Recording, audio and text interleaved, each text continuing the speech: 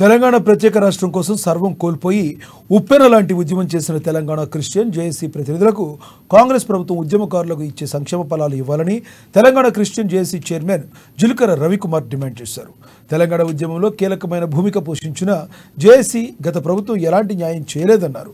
తెలంగాణ ప్రజల ఆకాంక్ష కోసం అనేక మంది అమరులవుతున్న సందర్భంలో రాష్ట్ర వ్యాప్తంగా ఉన్న క్రైస్తవులందరూ కలిసి జేఏసీగా ఏర్పడి మిలియన్ మార్చ్, చలో అసెంబ్లీ, సకల జనుల సమ్మె ఇలా అనేక రకాలుగా ఉద్యమంలో కీలకంగా పనిచేశామన్నారు.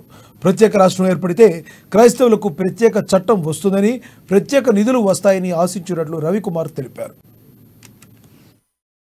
ప్రభుత్వము మాయ చేసినట్టుగా మనం చూస్తూ ఉంటున్నాం.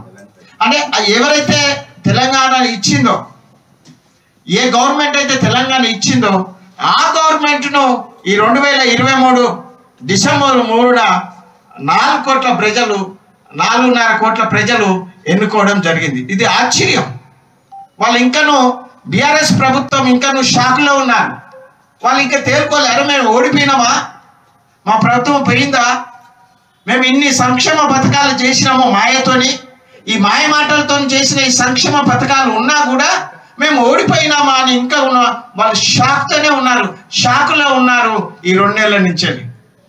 అంటే డిసెంబర్ 7న ప్రభుత్వం